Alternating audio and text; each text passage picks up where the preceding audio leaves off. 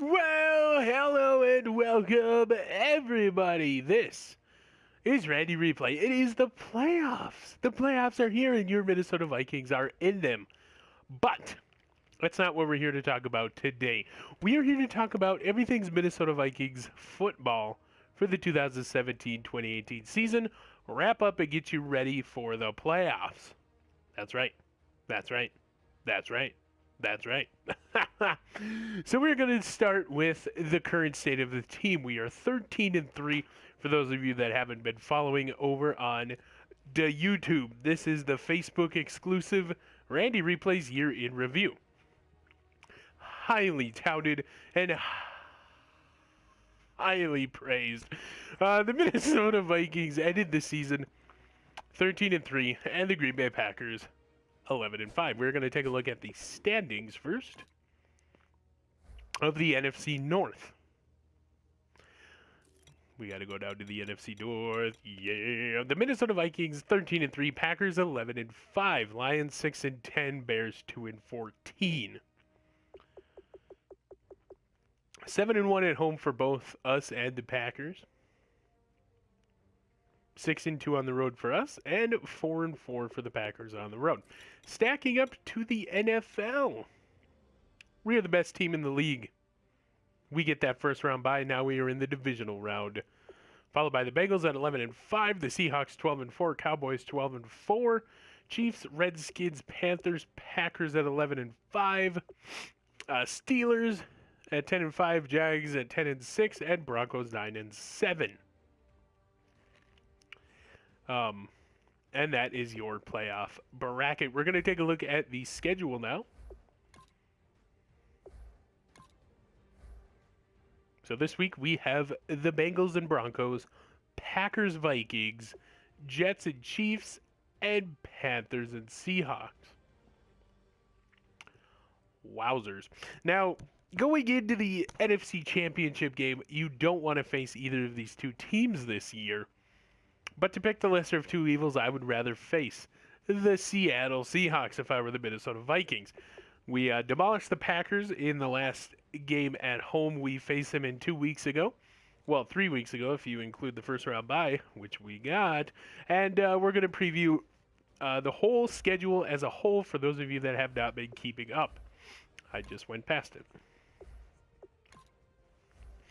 So coming into the preseason for your Minnesota Vikings, opening up the preseason with a loss, 47-54. We then go to the Colts where we win 31-24. We take a loss to the Chargers 24-38, and then we beat the Bengals 27-6. Regular season looks like this. We open it up in New Orleans, and we drop a bomb. 39-51. Oh, excuse me. Must have been that bad soda I had. And then we take on the Eagles Thursday Night Football. We win 49-37. We go to Lions. We win 56-35.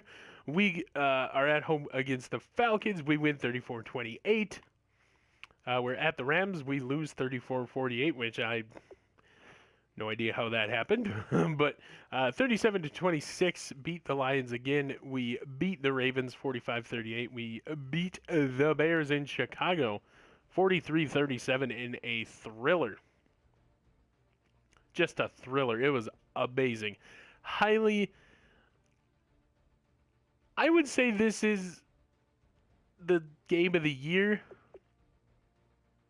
Up until the last couple of minutes, the Steelers game was actually better played, and it had higher stakes as it was a last-minute touchdown, I believe, to send it into overtime. No, never mind. Yeah, either one of these games, go back and watch the Bears or the Steelers games. They're all available on the YouTube channel. And then we hit our bye week, week 9, and then we go into Pittsburgh and beat the Steelers 60-48. And we then are facing the Packers at home. We lose 43-52. Week 12, we have the Bengals. We win 45-41. And then we're against the Bears. We win 50-24. And at home against the Buccaneers, we demolish them 51-31. And at the Panthers, we win 48-23. And at in Green Bay, for border battle number 4 in the series, we take it 55-20. And against the Browns, we win 44-14. The reason why it says times played 2 is because there was a glitch halfway through to where I couldn't snap the ball, so we had to leave and come back. Doesn't matter anyway, we won 44-14. The postseason, there you have it. Sunday at 4:30 against the Packers at home. And now we're going to get into the player stats. The best part of this. Kenny Erickson, 3,278 yards. He was 245 for 349. That is 70% completion percentage for those of you that didn't know how to do math or didn't look over here. 25 touchdowns and 13 interceptions on the season. Back 1,645 yards in his games that he played. 116 completions for 165 attempts. That is also 70% completion percentage. 12 touchdowns, 8 interceptions. Averaging just about the same, 252 and 205. Passer rating of 108 and 106 yards per attempt, 10 and 9.4. Longest pass, 72 and 75. They were both sacked about 17 times. Kenny has played in 13 games, and Smeagol has played in 8. Now we're going to go to the rushing, where Justin Vanderschaft has taken over the season, and he is the NFL's leading rusher. 240 carries, 1,599 yards, 6.7 a carry. Highest in the NFL, I do believe, among players with over 20 attempts. He is the highest in the league. There we go. 20 touchdowns, averaging 99.9 yards a game. 5 fumbles, 29 broken tackles, 326 yak yards. Longest run of 76. Played in all 16 games, 439 downs played. Now that is it's his second NFL season, but he transferred from a corner to a running back. And had the best running performance in the NFL this season. Daniel Henricks, 123 carries, 623 yards, averaging 5.1 carry. 7 touchdowns, 1 fumble, 12 broken tackles, longest run of 58. Sam Gable, 100. Now, I need to say this. For the first 5 or 6 weeks, it was only 2 running backs on the roster, Justin Vanderschaft and Daniel Henricks. So that is why you're seeing the spike. And even after that, the rotation saw them having more plays because of their good play earlier on in the season. Sam Gable, 106 carries, 505 yards, just under 5 a carry, 6 touchdowns, 0 fumbles, and 10 broken tackles. Aaron Moss, 63 carries, 342 yards, 3 touchdowns, 1 fumble, and 11 broken tackles. Not bad for 2 guys that were sitting out for 5 or 6 weeks, like I said before. Travis Parker, the one out for 12 weeks. So he only has 4 games? Yeah, he only had 4 or 5 games in the season, but he still made an impact. 43 carries, 225 yards, 1 touchdown, 1 fumble, 4 broken tackles. Kenny Erickson, the quarterback, 35 carries, 205 yards, 4 rushing touchdowns, 1 fumble, and 1 broken tackle. 10 carries, 67 yards, 1 rushing touchdown as well, 2 fumbles, and 2 broken tackles. Matthew Peterson, the fullback, 15 carries on the season, 53 yards, a touchdown, no fumbles, and 1 broken tackle. We are now going to go into the receiving game where Luke Slazewski, for the second straight season in this series, has led the team in receptions. We're going to go to last year, and we're going to see about his progression. Okay, so he regressed a little bit, but last year we did not implement the rotation that we do now, so he was on the field a ton more. But yeah, he still did good. 45 catches, 789 yards, 7 touchdowns, averaging 17.5 yards per reception, longest of 75. Luis Gonzalez, second place on the team in reception, 43 catches, 445 yards, averaging 10 per reception, and 5 touchdowns. Travis Lee, 38 catches, 474 yards, averaging 12.5 a catch, and 1 touchdown. Now, I'm going to rifle through these. You can obviously see what each and everything is, how many games they've played. So we're going to try and get through this as quick as possible now. Blake Letelier, 38 catches, 485 yards, and 2 touchdowns. Jesse Peterson, 37 catches, 644 yards, and 4 touchdowns on the season. Josh Gable, 29 catches, 373 yards, and 3 touchdowns. Darian Wilson, who is an interesting story to the season. He only played in 12 games this season, sitting out the last couple games of the season, last 5 actually, because of the broken collarbone issue. He will come back for the Super Bowl if we make it, and what a story that would be. Wow. Anyway, 25 catches, 460 yards, and 3 touchdowns. Cameron Quick, 24 catches, 361 yards, and 3 touchdowns. Lou Wang, 22 catches, 301 yards, 2 touchdowns on the season. Anthony Bisbee, 12 catches, 200 yards, and 1 touchdown. Justin Vanderschaff out of the backfield, 12 catches, 101 yards, and 0 touchdowns. Daniel Hendricks, 8 catches, 83 yards, and a touchdown. Matthew Peterson out of the fullback spot, 8 catches, 42 yards, and a touchdown. Sam Gable, running back again, 7 catches, 67 yards, and 2 touchdowns. Aaron Moss, 4 catches, 37 yards, no touchdowns. And Travis Parker, 1 catch, 3 yards, 1 touchdown. Channeling his inner Randy Moss, if you will. Nobody cares about blocking, so we're going to go to defense and look at total tackles. Uh-oh, here we go.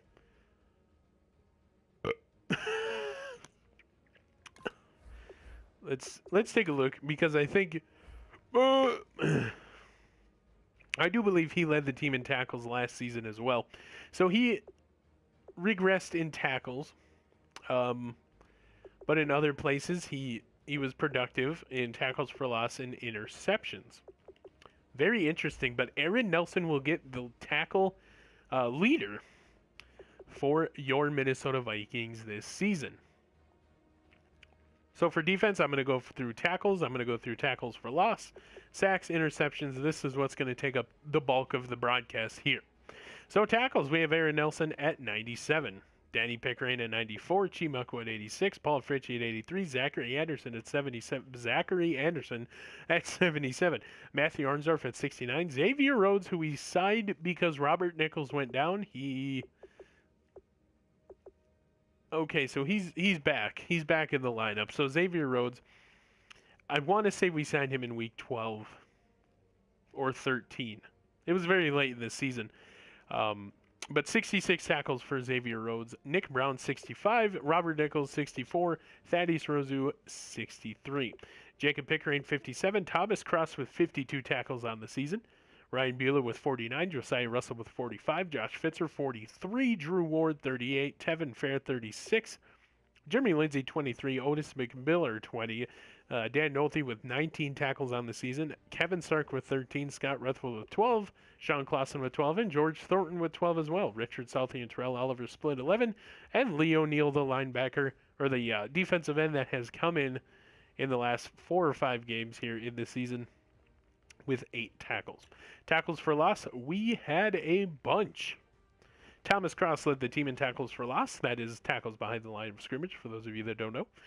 16 of them. Jacob Pickering got back there 13 times. Tevin Fair with 12. Danny Pickering with 11. Josiah Russell with 10. Drew Ward with 8. Chimuko with 7. Paul Fritchie, Matthew Arnsdorf, Otis McMiller, and Dan Nolte also with 7. Josh Fitzer with 6. Robert Nichols, Ryan Buehler split 5. Nick Brown, Kevin Stark split 4. Aaron Nelson, Zachary Anderson, Thaddeus Rozu, Jeremy Lindsay split 3. George Thornton, Richard Southey, Terrell Oliver split 2. Xavier Rhodes, Sean Clausen, Leo Neal, and Scott Ruthwell with 1. Forget about Scott Ruthwell on the end. So Scott Ruthwell was also injured most of the season. Just came back 3 weeks ago, or 4. One of the two. Your sack leader for the season 2. Drew Ward with 7. Thomas Cross had 5. And Leo Neal also had 5. So these 3 guys came in later on in the season. Thomas Cross was the earliest one, followed by Drew Ward, and then Leo Neal added in the last 3 to 4 weeks. So that's saying a lot about these guys that has just come in. Oh, never mind. Thomas Cross is a second-year guy. Never mind. He joined late last season, I do declare. So Drew Ward, Leo Neal added in the second half of the season for sure, and they come in and they tied for second place, and Drew Ward is the leader. Richard Salty, 4.5 sacks on the season. Tevin Fair and Josiah Russell will split 4. Scott Rethwell with 3. Danny Pickering and Josh Fitzer each with 2.5. Kevin Stark with 1.5. Hey, look, George Thornton also has 1.5. Paul Fritchie, Otis McMillan, and Jeremy Lindsay each with 1. Ryan Bielo, Terrell Oliver, Xavier Rhodes each with 0.5. Interceptions. It is Matthew Arnsdorf and Thaddeus Rozu tied. 4 interceptions apiece. Xavier Rhodes with 3. Danny Pickering with 2. Hey, look, Chimakwa, Aaron Nelson, and Zachary Anderson also have 2. Otis McMillan, Ryan Bielo, Robert Nichols, and Nick Brown each with 1. Interception yards leader, it is 65 with Matthew Arnsdorf. Pass deflections, there were a bunch. Aaron Nelson, Robert Nichols, and Jacob Pickering each with 6. We're going to bring them to the center of the screen here. Zachary Anderson with 5, Matthew Arnsdorf with 3, Nick Brown, Chimakwa, Thaddeus Rozu, and Danny Pickering also with 3. Paul Fritchie had 2, Xavier Rhodes, Ryan Bielo, Josh Fitzer, and Sean Clausen with 1. Forced fumbles, we had a lot actually. Thaddeus Rozu and Danny Pickering each with 3. Jacob Pickering, Josh Fitzer, Thomas Cross, and Tevin Fair with 2. Robert Nichols, Chimakwa, Otis McMillan, Drew Ward, Leo Neal, Richard Salty, and Josiah Russell each with 1. Fumble recoveries. Jacob Pickering with 2, Chimakwa with 2, Josh Fitzer, Thomas Cross, Robert Nichols, Josiah Russell, Zachary Anderson, Matthew Arnsdorf, Nick Brown, Ryan Bielo, Scott Rethwell, and Jeremy Lindsay each with 1. Blocked kicks. Thaddeus Rozu with 4 of them. And 3 of them coming in consecutive games there in the middle of the season. So a very, very good season for Thaddeus Rozu. There was 1 safety by Tevin Fair. And your defensive touchdowns are Josh Fitzer, Matthew Arnsdorf, and Scott Rethwell. And Brandon Baker in the kicking missed only 1 field goal the whole season from 56. And he made one the longest of 50, or missed from 55, made from 56 indoors. So 27 for 28, that is 96% field goal percentage. Longest field goal of 56, he was 53 of 54 for extra points made. Don't worry, it was blocked. Right there. So as you can see, he was 7 for 7, up to 29, 7 for 7, up to 39, 10 for 10, up to 49, and from 50 yards or more, he was 3 for 4. 87 kickoffs, 30 touchbacks, played in 10 games. Okay. And Taylor Pauline did not do any kickoffs. Okay, so Taylor Pauline punting, 38 punts the whole season, 1,672 yards, netting 1,460. 3 punts were blocked, and 17 of those went inside the 20.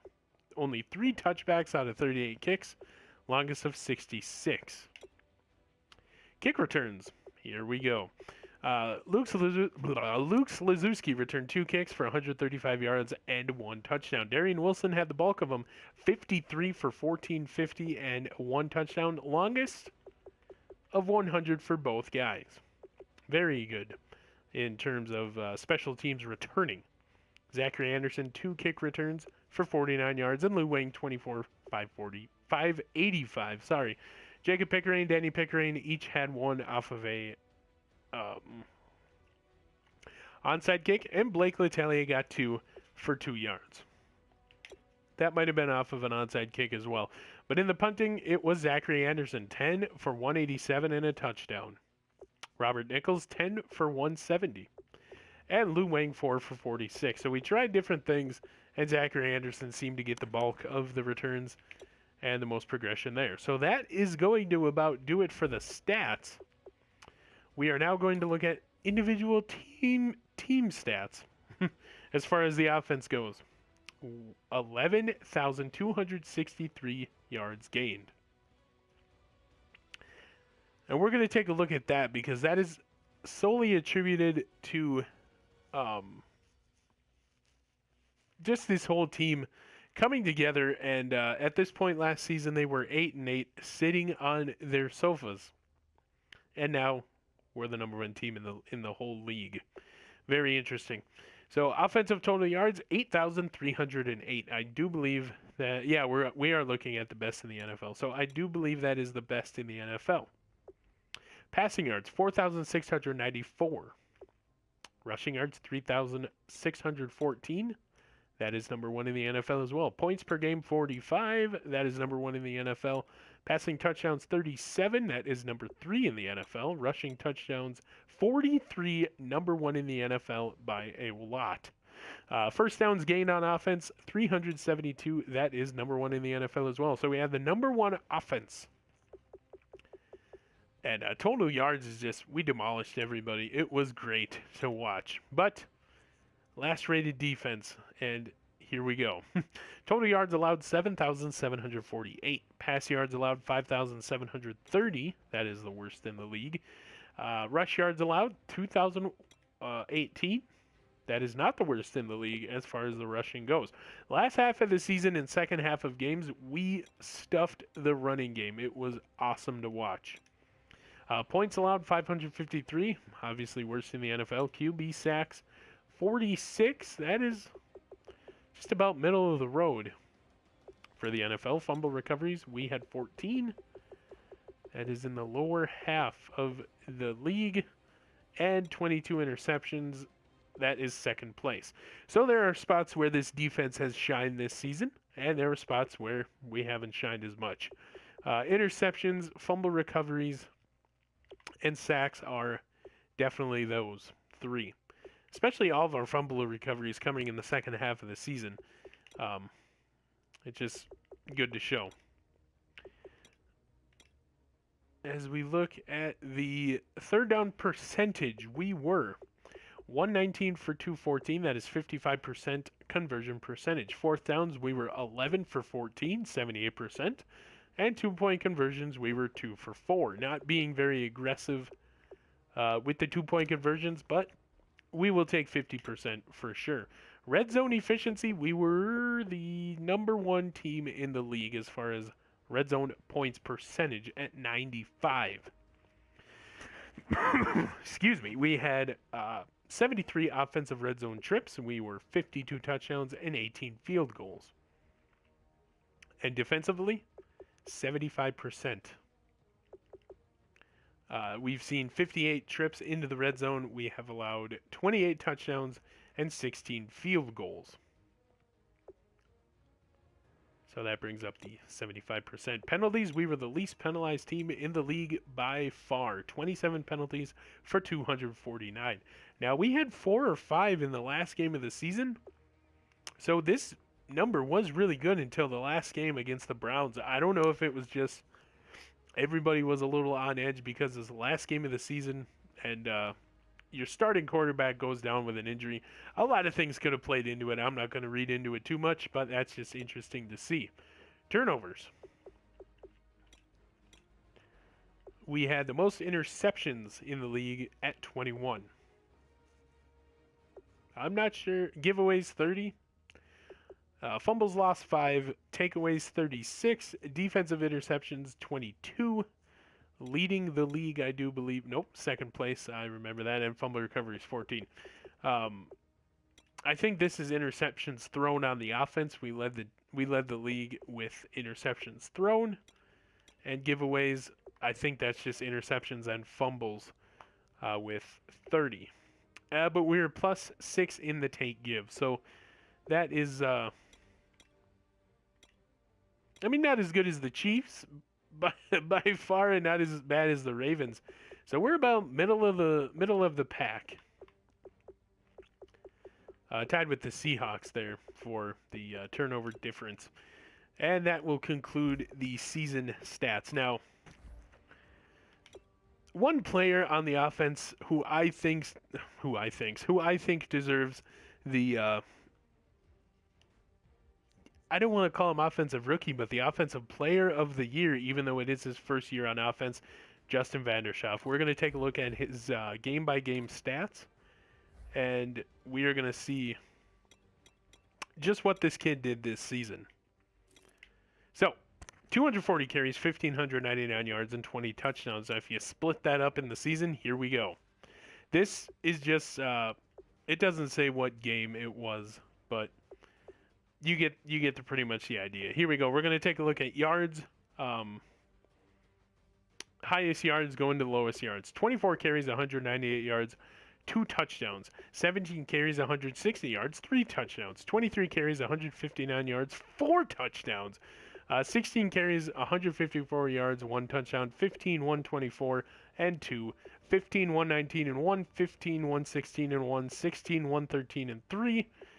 23, 101, and 2. 12, 99, 20, 95, 14, 92, and 1. 15, 30, and no touchdowns. 8, 25, 1, 8, 6, and 6. Very interesting. Longest run of the season was, of course, the 76-yard touchdown. So in the rushing game, most of the season he is over half for sure. He is over 100 yards a game, and that is the kind of football you need to play, especially in this league. Only 1, 2, 3, 4 games he got over 20 carries. Those are the first 4 games of the season that the Sam Gable and Aaron Moss were out, and then Travis Parker came back shortly after that. So he was getting a lot more carries in the first half of the season when they were, or the first 4 games of the season when they were gone. And then as soon as they came back, we spread the ball around more and more. And then as you see Travis come back, you see the dip way down. When you got 5 running backs on the roster and you start the season with 2, obviously there's going to be some regression there. And but still, what a season from this guy. At one point, on pace to break the single season rushing record. And we're gonna give him another chance next season. He played in all 16 games, just incredible. Played the most downs out of anybody on the team, I do believe. Never mind. There was a lot more people, but you get what I'm trying to say here. I do hope you do. Definitely, offensive MVP would have to be Justin Vanderschaaf. Oh, excuse me. Goodness. And then defensively, I mean, I don't know if you look at sacks or if you look at interceptions, but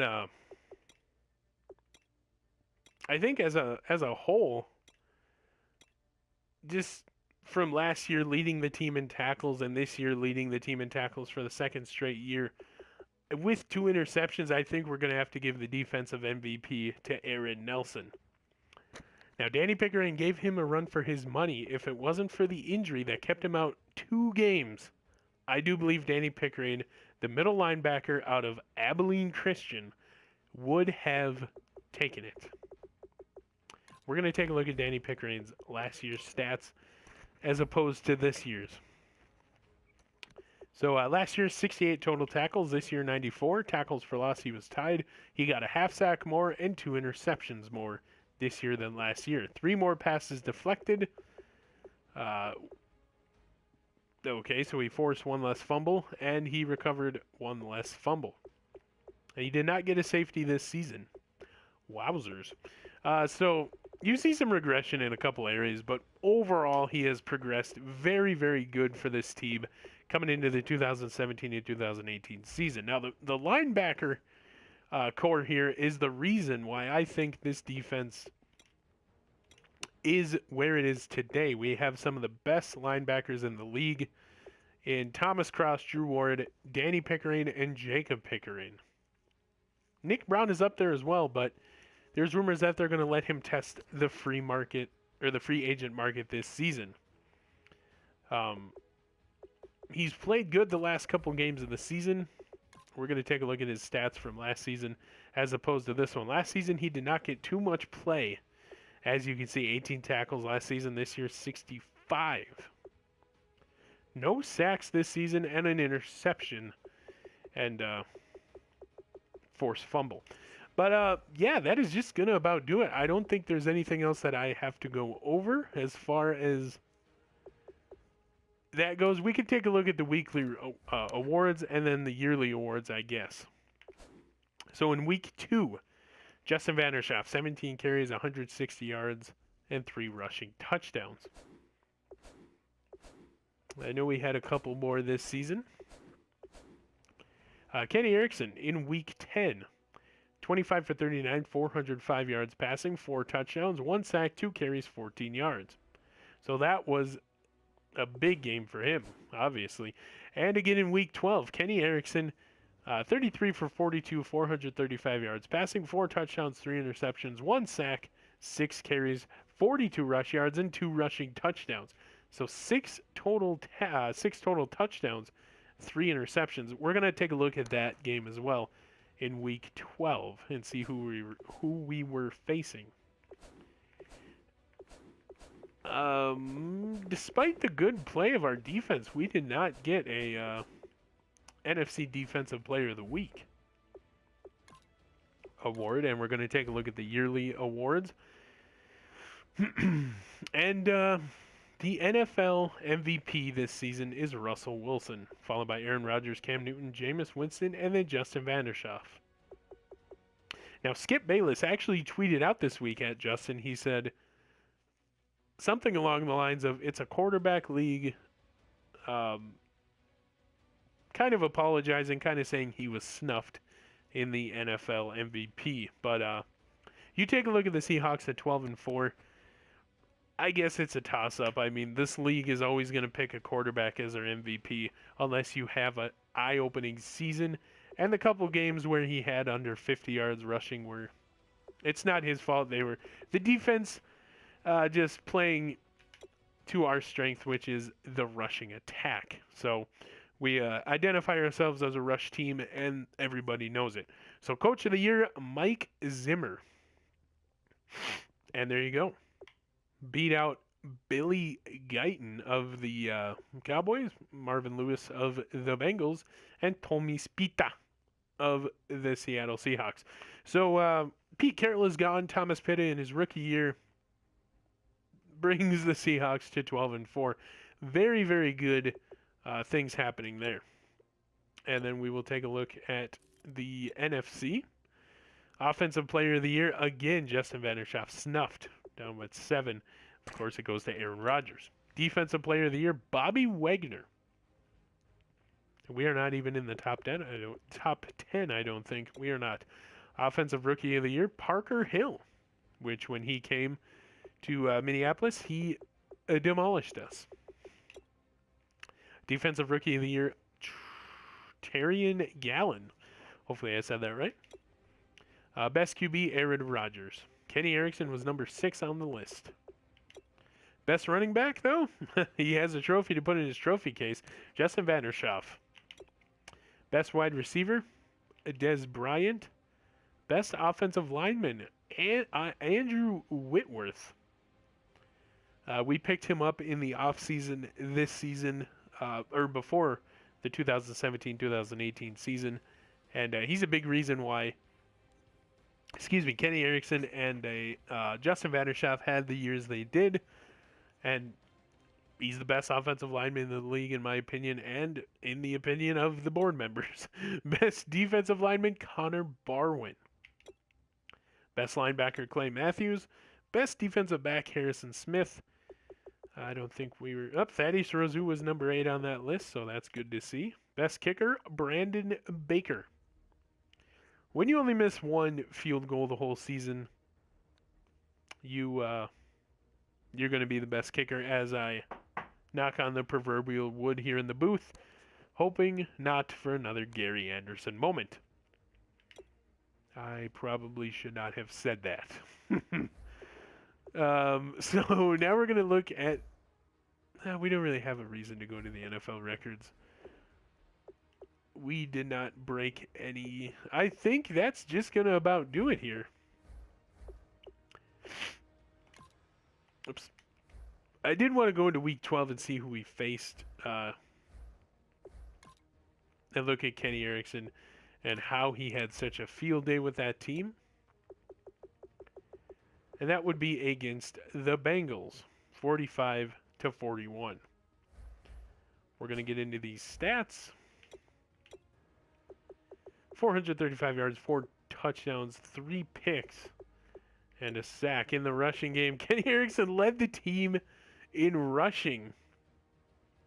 Yes, I remember this now. This was the day that we held all 5 of our running backs under 100 yards. Excuse me. Sam Gable 6 for 34, Travis Parker 7 for 34, Vandershoff 6 for 6, and Aaron Moss 3 for 4. I don't even think Daniel Hendricks got a run in.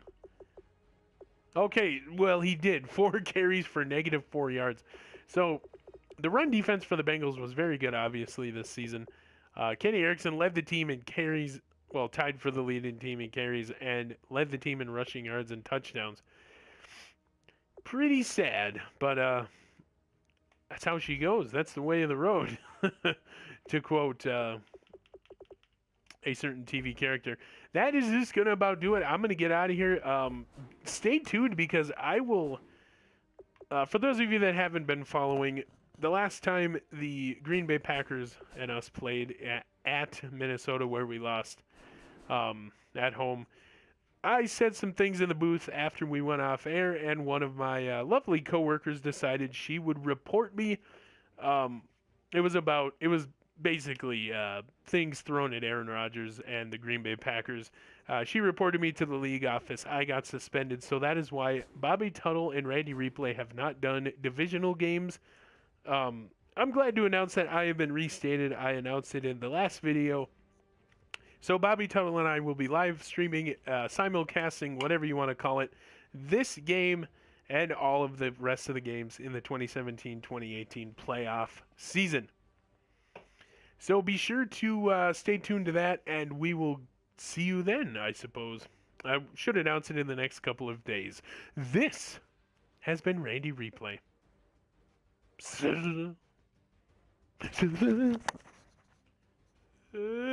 ya.